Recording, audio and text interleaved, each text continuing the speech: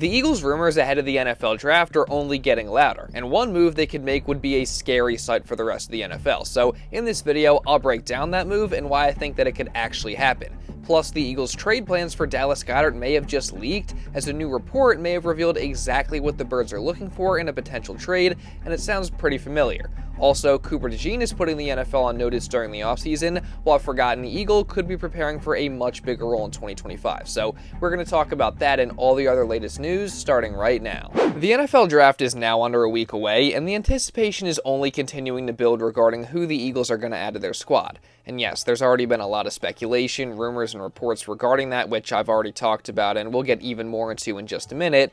But one of the other great things about draft weekend is just hearing the phone calls between Howie Roseman and the Birds draft picks, because we've gotten some pretty awesome reactions over the years, and the Birds actually just compiled some of the best ones in a recent video. You want to get drafted?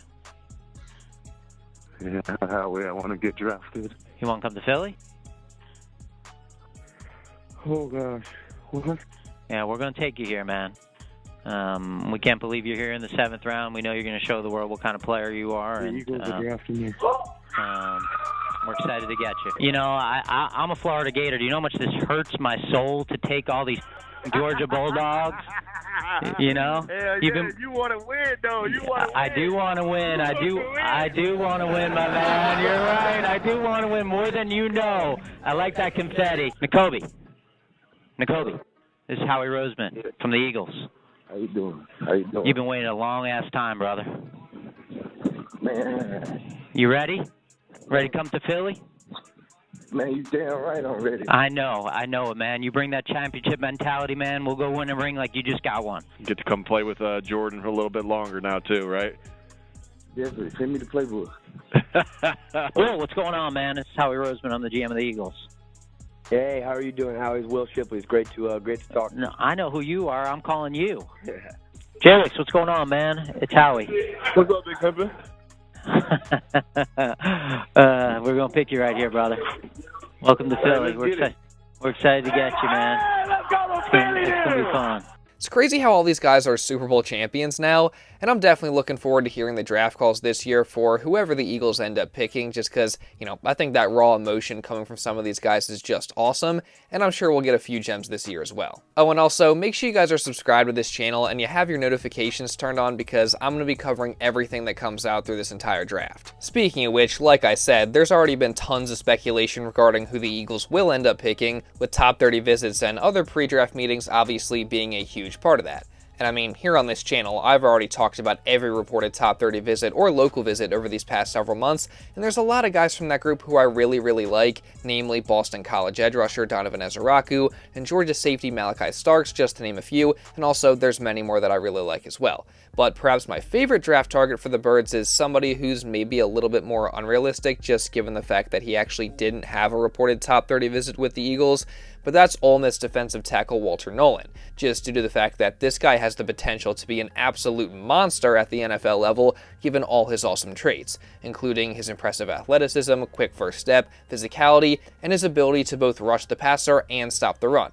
And putting him in a Vic Fangio defense next to Jalen Carter is only going to make him even better. So I think he would be the perfect complement next to JC at defensive tackle, and it would create just a scary duo on the interior for the Birds defense. And it seems like Philly could possibly be interested in that, with a recent report from ESPN's Jordan Reed suggesting that the Eagles possibly could trade up for Nolen in the first round depending on how far he falls. And it's also kind of hard to ignore some recent comments from Howie Roseman talking about just how much the Eagles value interior defensive linemen. Yeah, I've been here long enough to been around a bunch of first-round picks in Philadelphia, defensive tackles, and obviously interior pass rush is a huge deal in the National Football League. Getting quick pressure on quarterbacks is a huge deal, and I think you've seen our resources shift that way a little bit here in the last few years.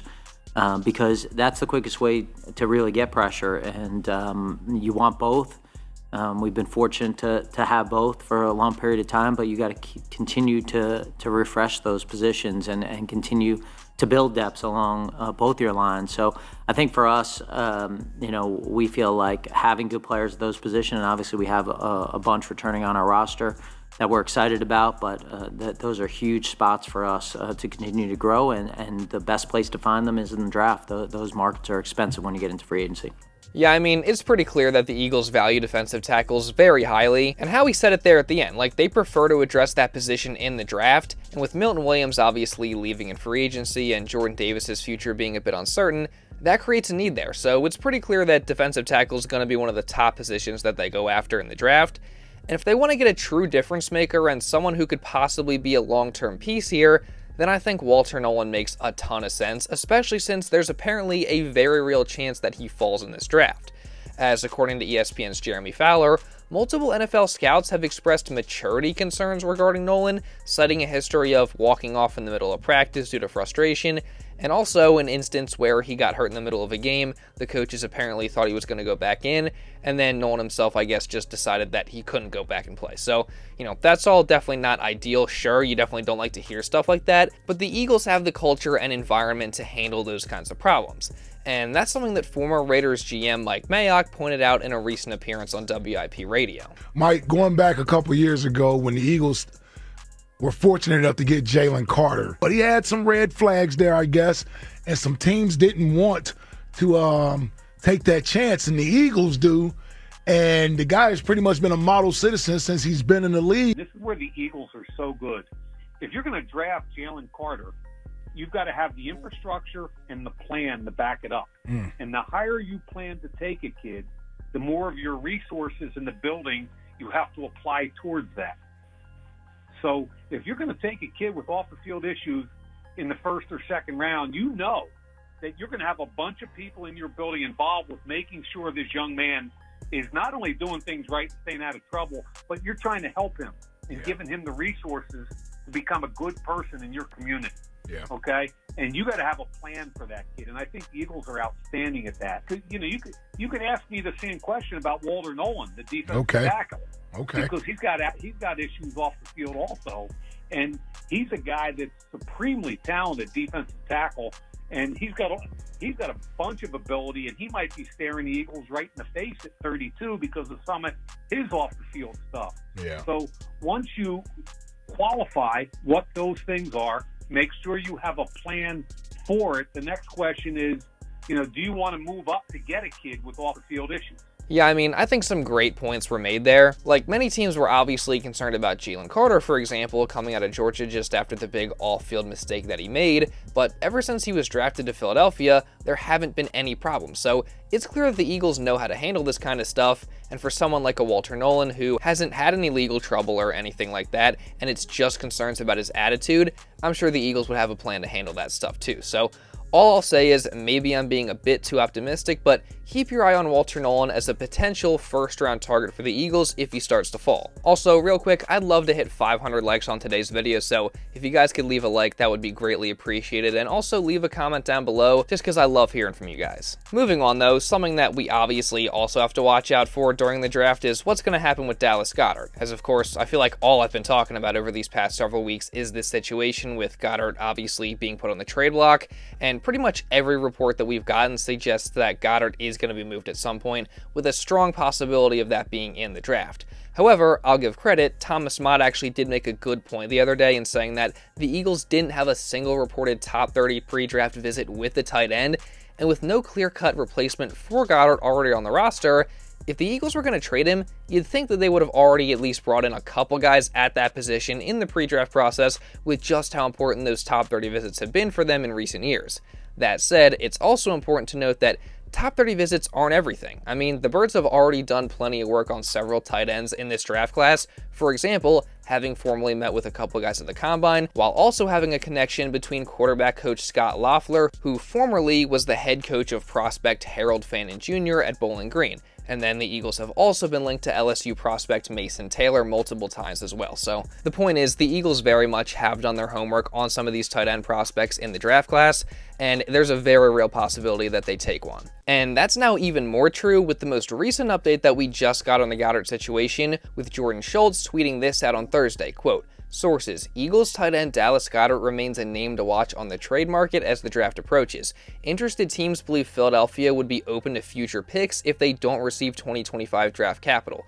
Goedert is in the final year of his deal, and he could be looking for a new contract as well. So there you go. Again, it's pretty clear that Goedert getting traded possibly during the draft is a very real possibility. And the other interesting part of that report is the compensation that Schultz said that the Eagles would be willing to accept, that being future draft capital if they can't manage to get any for this year. And while this definitely wouldn't be ideal because I feel like Goddard's just worth more than that, but as Anthony DeBona and several others pointed out, it's not really a surprise either, because if you look back at what happened with Hassan Reddick in the 2024 offseason, it was a very similar situation, as after months of speculation, the Eagles just ended up accepting the Jets' offer of a future draft pick. So could a similar thing happen here with Goedert? I don't know, but as much as I'm still holding out hope for a one-year restructure, it definitely looks like things are trending in the direction of a trade. And if the Eagles do trade Goedert, and even if they do draft a tight end as well, that likely means a much bigger role next year for the 2022 6th-round pick, Grant Calcaterra, who of course was Goddard's backup last year and definitely took some strides forward in his third season. I mean, when Goedert was out, I actually think Calcaterra did a pretty good job receiving-wise, as he made numerous crucial plays throughout the season, multiple of them being on third downs, and I think he proved that he can be a decent receiving tight end if given opportunities. That said, where Calcaterra clearly struggles is his blocking, as when Goedert was off the field last season and Calcaterra was the primary tight end, the Eagles' run game got significantly worse. So that's really the one thing that keeps me from saying that Calcaterra can be the Birds' starting tight end next year, but I'm curious to know whether you guys agree or disagree, so let me know down in the comments. Moving on though, someone whose ability I am quite confident in is Cooper DeJean, as after a phenomenal rookie season which ended off with a pick 6 in the Super Bowl on his birthday, he seems really hungry to build on that even more in year 2, as we've gotten multiple videos of Coop training hard and putting in work this offseason, including some recent ones of him working with former NFL DB Ryan Clark. And man, I don't know about you guys, but I'm just so fired up to see what Cooper DeJean is able to do next season in his sophomore year. I mean, think about it. Like, this guy missed almost all the training camp last year, and he didn't even start the first 4 games of the season, yet he was instantly able to become one of the best slot corners in the NFL after being put in the starting lineup in week 6, and he did it as a rookie. And he was clearly one of the reasons for the Eagles' defensive turnaround last year. So just imagine what he could look like next season, given another year to develop, time to get used to playing in the NFL and under Vic Fangio, and also just given a healthy offseason. I mean, I'm telling you guys, the sky is the limit for Coop, and the NFL should be on notice, and I personally just cannot wait to see what he looks like next year. But now, you guys know that I'm going to be continuing to cover all the news that comes out for the Eagles this entire offseason, including, of course, next week when draft weekend rolls around. So make sure you guys subscribe and you turn on notifications so you don't miss when I upload any videos or go live. Trust me, I'm going to be covering the entire draft, the entire offseason. You're not going to want to miss it. So make sure you subscribe, turn on notifications, and also drop a like down below to show some support because it really does help me out a ton. Again, let's see if we can get to 500 likes on today's video. And also leave a comment down below just regarding anything that I talked about in this video. And if you want to watch another Eagles video, then you can check this one out right here. And now with all that being said, that's pretty much all I got for this one, guys. So thank you all so much for watching, and I'll see you in the next video.